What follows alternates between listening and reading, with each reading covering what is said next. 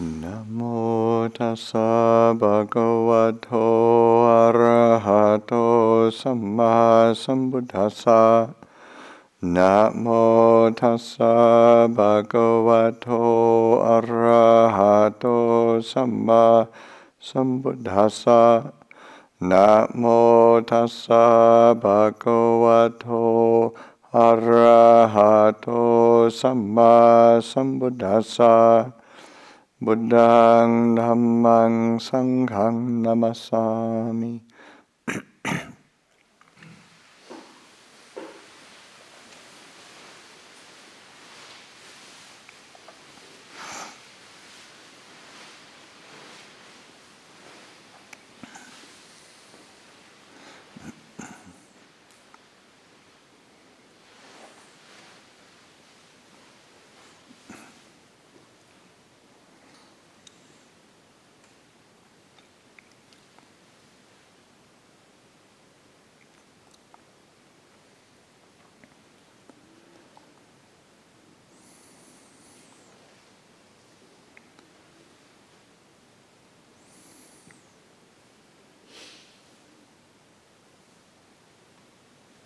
Okay, so another Saturday night, another week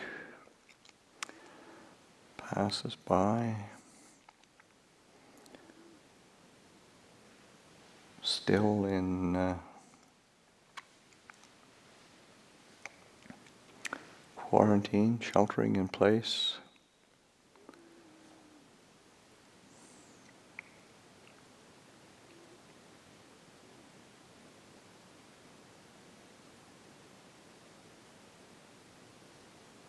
Kind of like the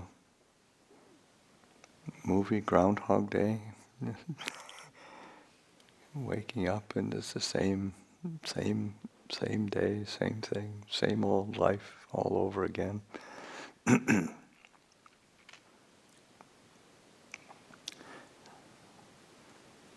Not going anywhere.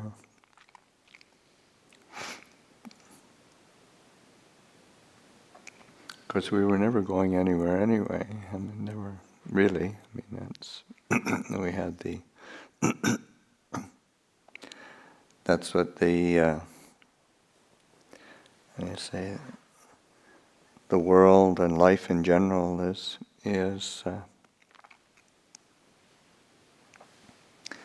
It's kind of geared to creating the kind of illusion of security, illusion of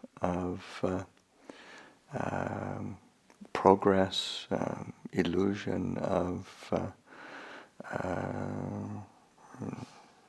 some sort of meaning and purpose, and it's really quite.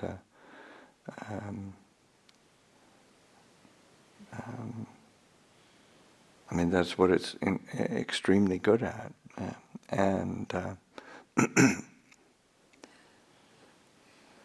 of course the Buddha said a long time ago that was not the case.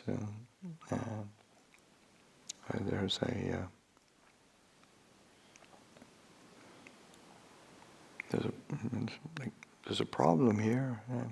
Sort of, hey, there's actually a problem here, and people just sort of ignore it and go for that, and go for that illusion of security, illusion of gratification. It's a lot more compelling than having to actually reflect on things and to live in a different way. But this is a circumstance where we're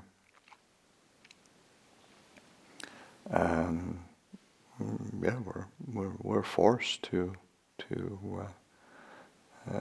reflect on it, forced to see it in a different light, and of course there's some suffering in that, and which is exactly what the Buddha used as his say foundation.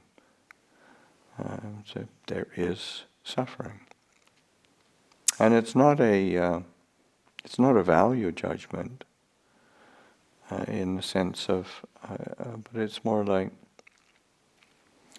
it's an experience that one should take an interest in. One should understand and kind of see more clearly what is this experience of suffering. What is this experience of dissatisfaction? What is this experience of stress? What's its basis? What's its foundation? How to work with it. And of course, I think that's one of the hallmarks of the Buddha's teachings, that he's trying to get us to look at how do we work with things? How do we see? How do we investigate? How do we experience these things? Rather, because the habit of the world tends to be sort of why is this happening? Who's to blame? Why me? Why are we born? Why are we experiencing? Why?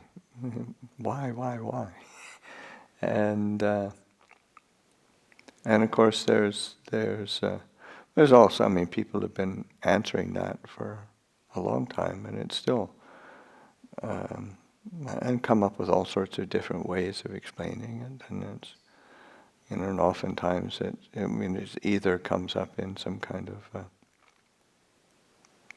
say trying to give a scientific analytical answer to why, and that gives a bit of security. Of course, all of those say scientific, rational, analytical answers. I mean, they keep coming in and out of vogue, depending on how much knowledge or how much information, or what is considered of value at any particular time. Or it's why in terms of philosophical some kind of random mess, and it's not very heartening, or not very. It's kind of a bleak sort of world. Because the existentialist philosophers they had a certain logic as to why. It left you pretty miserable, but it was at least that was their attempt. Or most religions, why was God's will, or because of the forces of deities, heavenly forces, and all of that. And the Buddha just sidestepped all of the why and look at the how, and that's the I think it's a much more practical approach. Four Noble Truths. There is dukkha. It isn't sort of everything is dukkha, or in the sense, but there is dukkha. It exists. But And it's important that it's Four Noble Truths. It's set up in the sense of there is dukkha, there is a cause to dukkha, there's an origin, there's a cessation, there's an ending, and there is a path leading to cessation, leading to the end of dukkha, the ending of dukkha. And that's more on the how approach. How does this work? How do I deal with this? How do I deal with life that's gone all pear-shaped? And how do I deal with a mind that is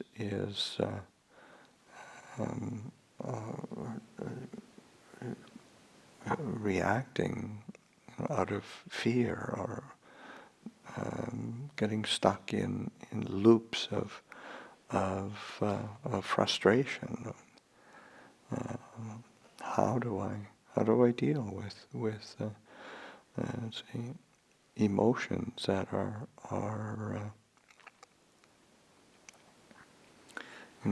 seeking some kind of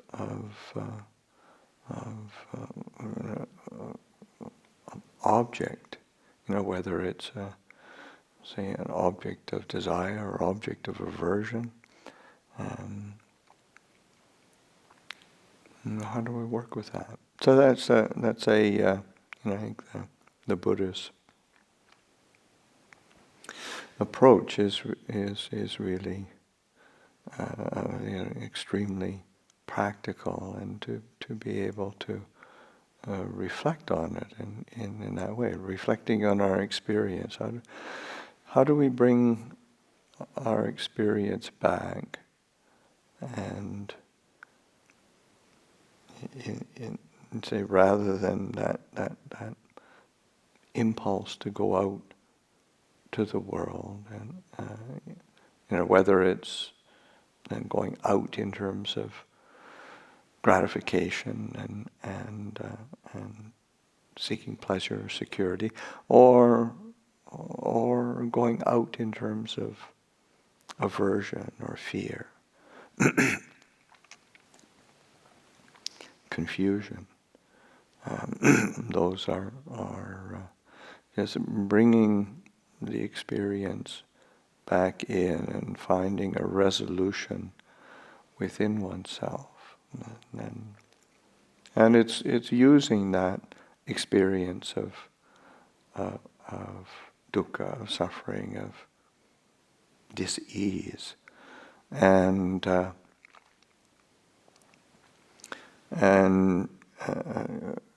so that there's a certain transformation that comes about, where, say, like Ajahn Chah speaks of there's like there's two kinds of suffering: ordinary suffering and extraordinary suffering. And it's like the ordinary suffering of just having a body, having a mind, experiencing physical pain, experiencing illness, having being subject to aging and and separation from the love, separation from the preferred. Those are having to experience things that we don't like, have to be associated with the unpleasant. That's ordinary suffering. Everybody experiences that, whether one's a sort of ordinary unenlightened person, or whether one is a fully awakened being. That is ordinary. Ajahn Chah said, or extraordinary suffering is the reactions we have to it. The reactions of fear, the reactions of aversion, the reaction of grasping and clinging, the reactions of views and opinions that we have about it, the reactions of identifying with it as me and mine. That's it. That's extraordinary suffering.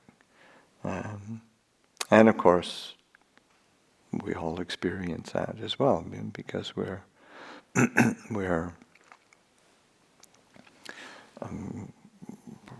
creatures of habit, and we function under certain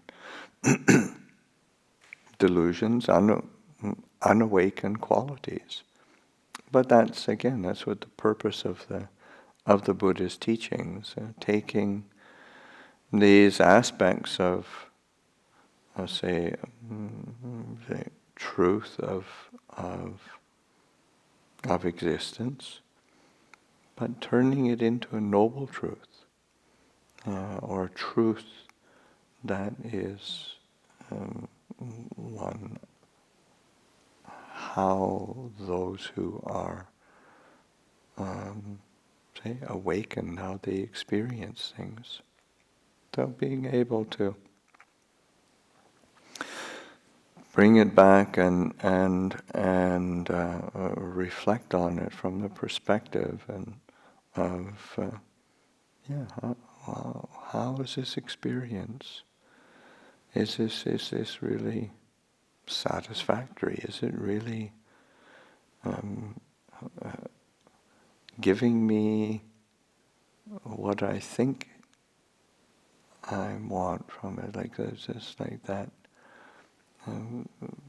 Following a desire pattern, or is that actually going to really satisfy?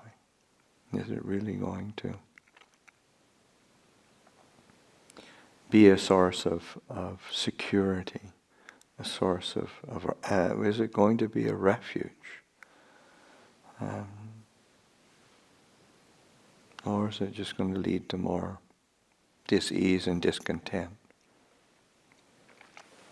And then being able to reflect and investigate in terms of, well, it's the origin of suffering, origin of dis-ease, discontent.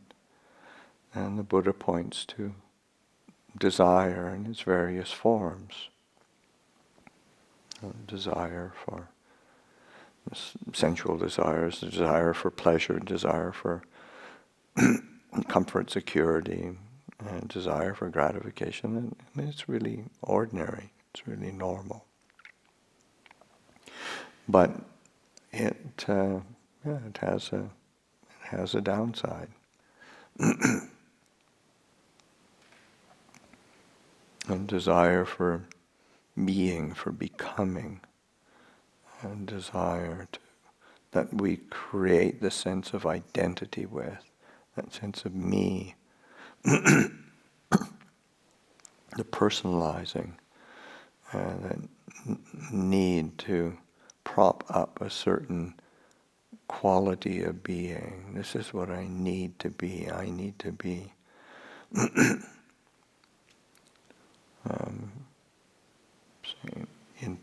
intelligent. I need to be diligent. I need to be capable. Which are all wholesome good qualities.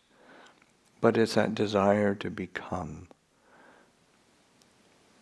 So, I need to be a good meditator. I need to be a good Buddhist. And though it's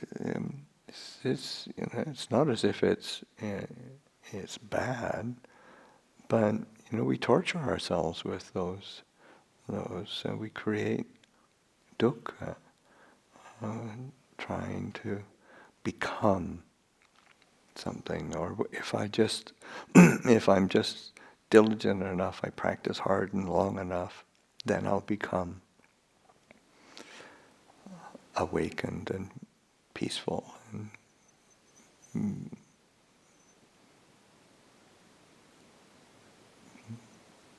become an arahant. But it's that's a becoming. It's always somewhere out there, somewhere else, some other time, me in some other form, and nothing about right here, right now. And the desire to not be, not become, the pushing away of experience. I shouldn't be this way. I don't want it like this. The world shouldn't be this way. And of course, on a logical basis, it shouldn't. We should live in a benign, benevolent, beautiful world.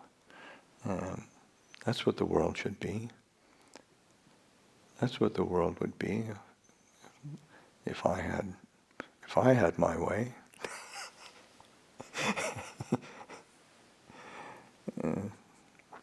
Well, we know how far that goes. So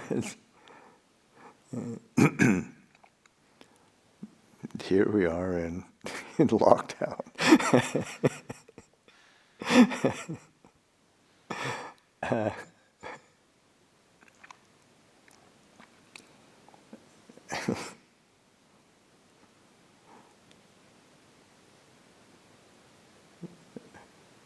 If I had my way, I'd be younger. Here I am at 70 years old. But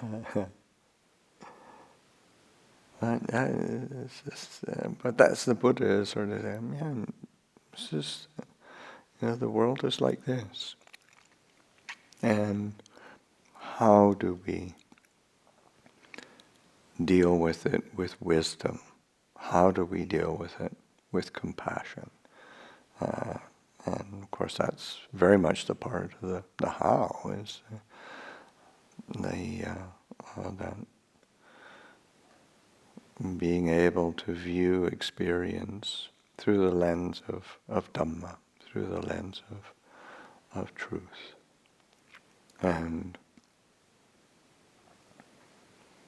how do we, and how to cultivate the qualities that lead to clarity and well-being, stillness,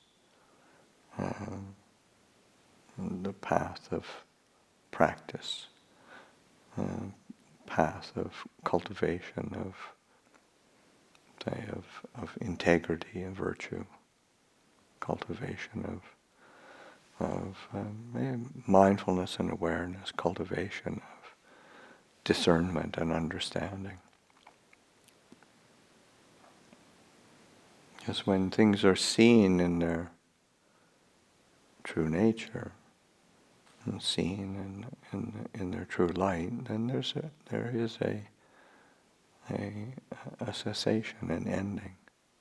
Or it's also a sense of saying,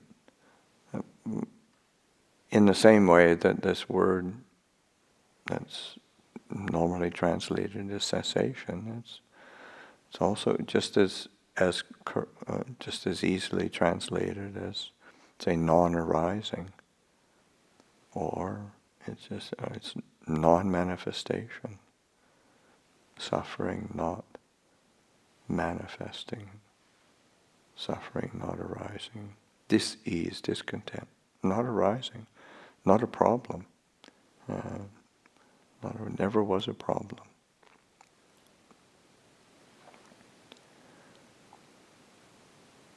And it requires that clarity of discernment, understanding, and letting go.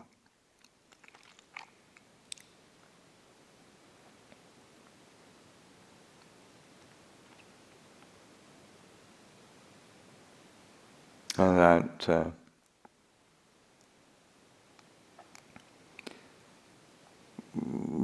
picking up and reflecting on the nature of the world and how to view things, how to live skillfully within that. And of course, this is a problem that sort of the Buddha himself faced, and all human beings at all times. But then, even in the time of the Buddha, that he didn't live in a perfect conditions. It wasn't sort of like a golden age that all of a sudden everybody was getting enlightened and awakened because it was a sort of in the good old days of the time of the Buddha. It's, it's just, there's a very beautiful discourse where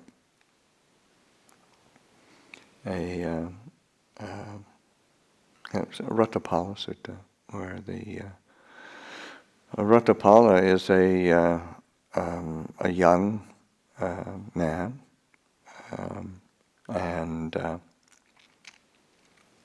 the Buddha passes through his town where he grew up, and he goes to listen to the Buddha's teachings. He gains faith, and he wants to ordain. And the Buddha and says to the Buddha, "I'd like to go forth. I'd like to train under you." And the Buddha says, "Yeah, well, before going forth, you need to have your parents' permission." And so then he goes to seek his parents' permission, but he's actually from a very wealthy family, the most prominent family in that region, and I don't know. It doesn't say exactly, but it doesn't mention any siblings. So his parents are completely against his going forth, and so anyway, he just in order to gain their permission, and he stops eating and just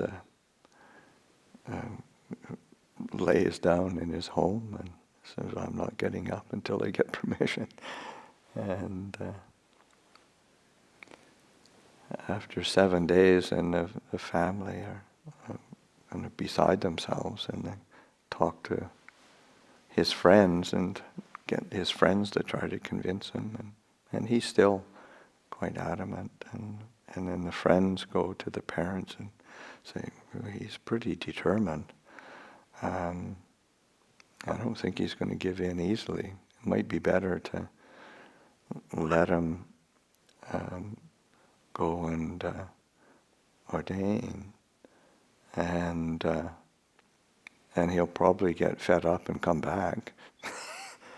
So rather than just letting him die here, so he so they say they do give his permission with one condition, that he comes back to visit, and then so then he goes off very happy, gets his sort of rests up, gets his health back, and then goes in to the Buddha, receives the going forth, practices and trains, and as is often the case in these suttas, in no long time, he realizes the goal of awakening. And then he does go back as his parents requested. I think in the commentaries it said it was like 15 years or something. And he comes back to, as he had promised his parents, and he comes back, alms round, and goes to the house, and his father sees this monk, and all he sees is one of those shaven-headed sons of the Sakyans who was the cause of them losing their son, so he drove them off. And so anyway, he did get some food that day from one of the servants. She like recognized his voice and his features. And anyway,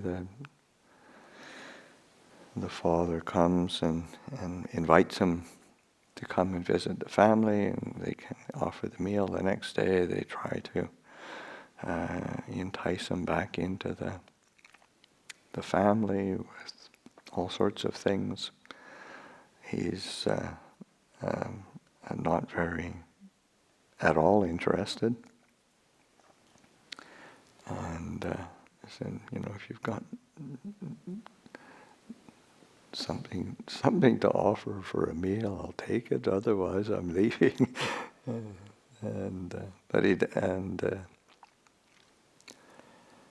So his visit home wasn't all that fruitful, and he goes off and he's staying in a nearby park or forest grove that's owned by the king. And the king, or the ruler. And the king comes and because he's heard about this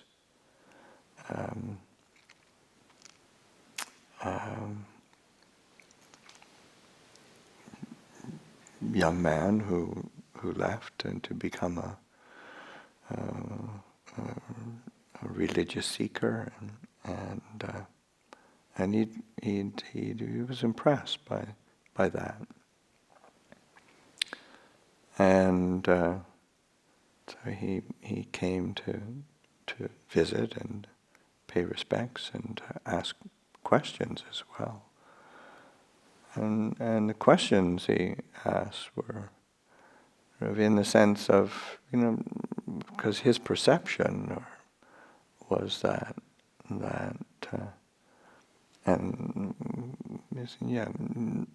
normally people would leave the household life or leave home to be a religious seeker, and it's through some sort of loss, loss of wealth, loss of health, loss of family, not through any kind of noble aspiration or search, but just sort of basically, through loss of options and loss of that. So just out of your general sort of kind of a loser. So go be a religious seeker,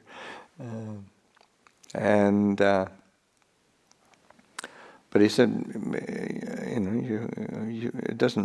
you didn't leave because of that.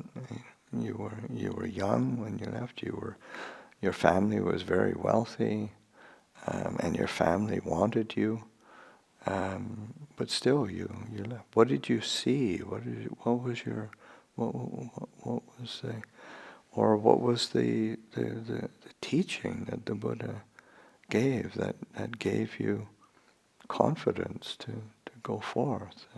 And Ratthapala said, well, there were 4 summaries of the Dhamma that I heard and received from the Buddha that really gave me the inspiration or the confidence to go forth and to stick with it until realizing the fruits of this practice. And it's without shelter. The world is incomplete. It's insatiable. Slave of craving. And so those 4 Dhamma summaries gave is what he pointed to, that the Buddha taught and gave him the confidence. And the king is I don't understand that. And then and basically it comes down to there's like just those aspects of anicca, dukkha, anatta, that impermanence, unsatisfactory, not self. The Dhamma reflection from this morning by Ajahn Pasanno is just seeing that. It's something that's, of course, we hear all the time and it's ordinary, but then how Ratthapala explained it is around, or gave examples to the king, just asking the king, you're getting older now. Were you, when you were younger, were you stronger? Were you in good health then? Did you have capabilities that you're not capable of now? He said, oh yeah, it's really, here I am quite old. When I was young, I had so much strength and vigor. It was amazing. And now I can hardly, sometimes I want to put my right foot forward and I forget and I stumble over myself. And I said, yeah, well, the world is swept away. It's this impermanence, uncertainty, this changing. It's being swept away. It can't endure what is, whatever whether one has, or whether it's physical or material or mental. It's in a constant state of change and transition. And the world is without shelter, without protector. How to understand that? And Ratthapala asked the king, do you have any kind of particular illness and some kind of affliction, physical affliction? I said, yeah, I have this wind ailment. That's sometimes it's just really uncomfortable and sometimes it just seems really unbearable. Sometimes people look and say, oh, he's in so much pain. Is he going to last? And Ratthapala sort of said, well, can you, actually you're a king, you have all this power, and you've got all these people around you. Can you actually ask them to share that out so they can have this discomfort that you're feeling? They can share it out so it's alleviate your discomfort and your pain. No, I've got to experience it myself. Nobody else can do that. So the world is without shelter. It's without a protector. It's just the nature of the world. What that unsatisfactory nature we have to experience ourselves.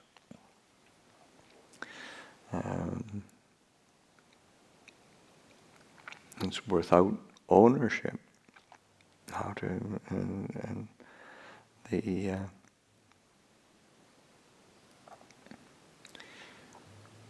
course, whatever we have, and Ratthapala point, for all the riches you have, all the things that you've accumulated, when you pass away, can you take anything with you? And of course, nobody can. And then the world is incomplete, insatiable, slave to craving. And the king asks how to understand that. We said, well, and then he gives a very appropriate example for a king. You say, what if you heard about a kingdom that was, a realm somewhat nearby that was, you could send your armies and get and gain. So would you do that? Would you send you?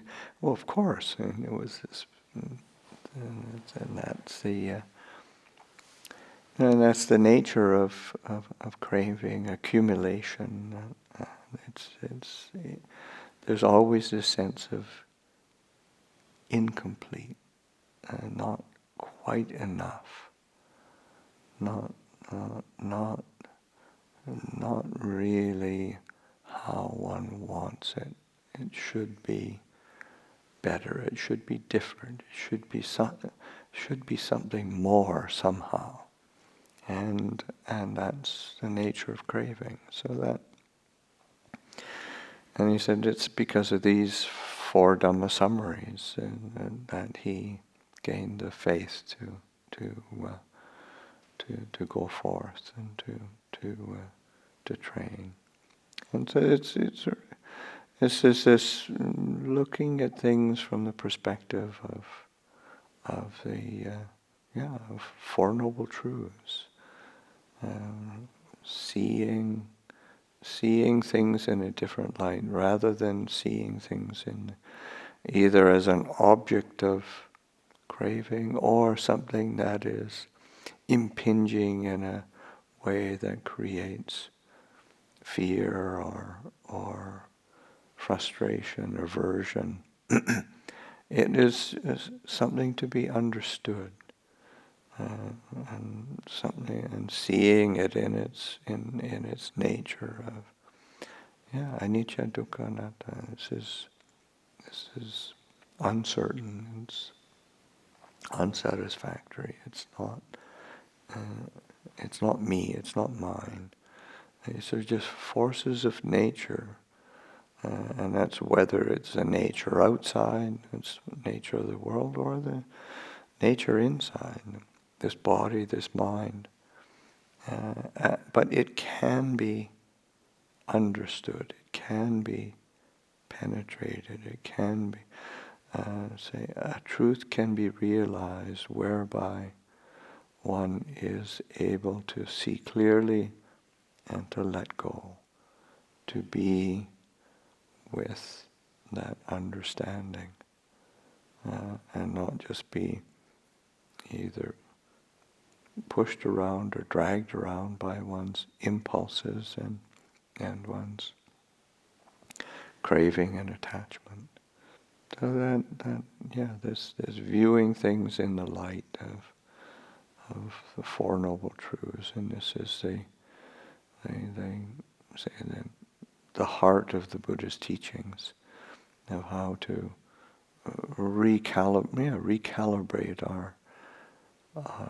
our perspective, recalibrate our response to the world, rather than just reacting from our biases. So I'll offer that for reflection this evening.